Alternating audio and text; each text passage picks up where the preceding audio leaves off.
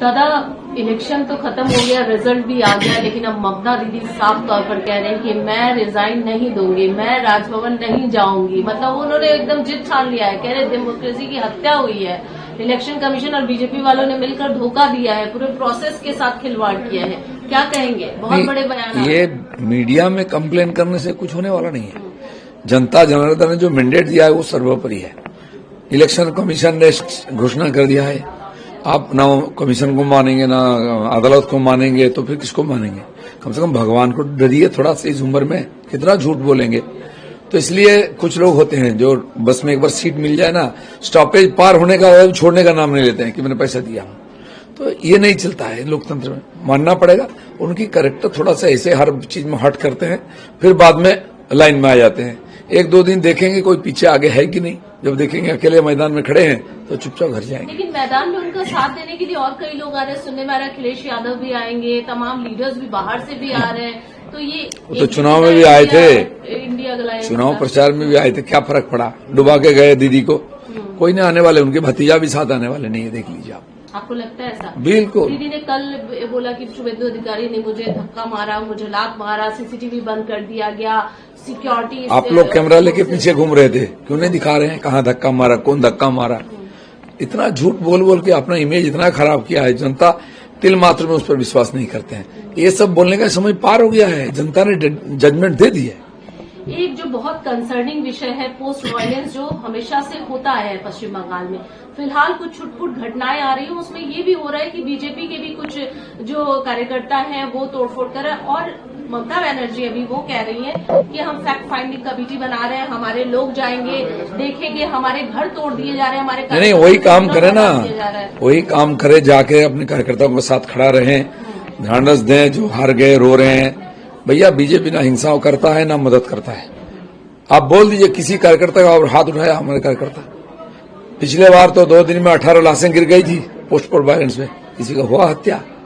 हाँ, कुछ दर्जनों ऑफिस हमारा ले लिए थे टीएमसी, रातों रात मशीन लेके तोड़ दिए थे। 12-15 ऑफिस हमारे एक दिन में जेसीबी देकर तोड़ दिए थे। और हमारा ऑफिस अगर झंडा बदल दिया उसमें, कुछ लोग तो ऐसे होते हैं चुनाव के बाद सारे लोग इसमें आ जाते हैं, पार्टी ऑफिस का रंग बदल देते हैं।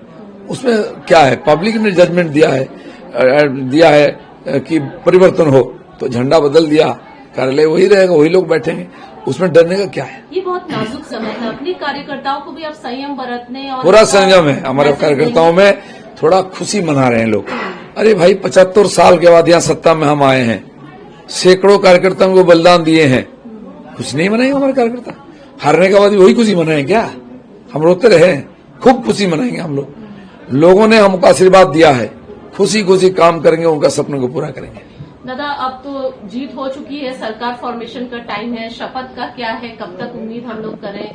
क्योंकि ये 9 तारीख गवर्नर साहब हैं, पार्टी के वरिष्ठ नेता हैं, माननीय अमित शाह खुद आने वाले हैं, और पार्टी विधायक दल का जो नेता चयन हो जाएगा, फिर वो जाके गवर्नर से मिलेंगे, जैसा उनके आदेश होगा उसी प्रकार शपथ ग्रहण हो जाएगा। फिर भी कोई एक समय मतलब कब तक हो जाएगा? नहीं, वो तो निश्चित है, कितने तारीख का अंदर सरकार बनाना है उसी के अंदर हो जाएगा। अच्छा दादा, और एक सवाल ये भी है, मुख्यमंत्री के इसको लेकर बहुत सारी चर्चा हो रही है, आपका भी नाम है उसमें, आप कैसे देखते हैं, क्या कहेंगे?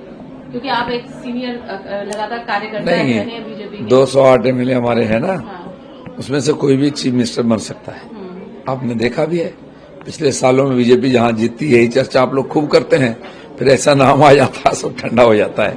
तो बीजेपी में कार्यकर्ताओं की कमी नहीं है, एक से एक अनुभवी लोग हैं।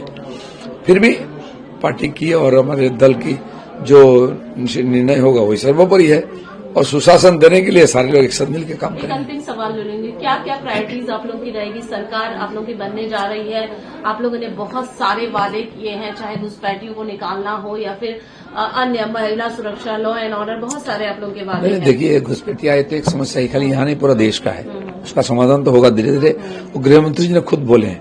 लेकिन अभी जनता जिससे बहुत परेशान है, लॉ एंड ऑर्डर बोल के कुछ है ही नहीं, हेल्थ, एजुकेशन, इंडस्ट्री सब खत्म हो गया है। बंगाल 50 साल से पीछे जा रही है, उसको आगे टर्न करना है और आगे ले जाना है, पूरा देश के साथ जाना है।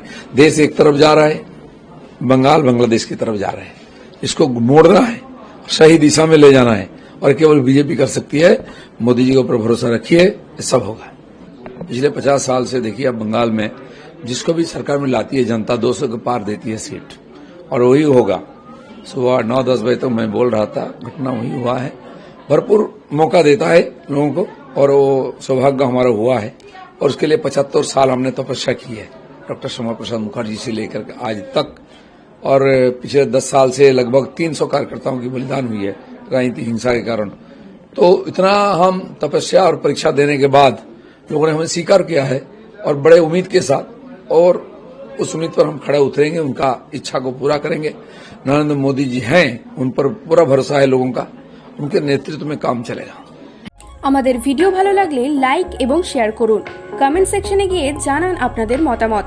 আরও ভিডিও পেতে আমাদের চ্যানেল সাবস্ক্রাইব করুন এবং প্রতি মুহূর্তে খবরের আপডেট পেতে প্রেস করুন বেল আইকন।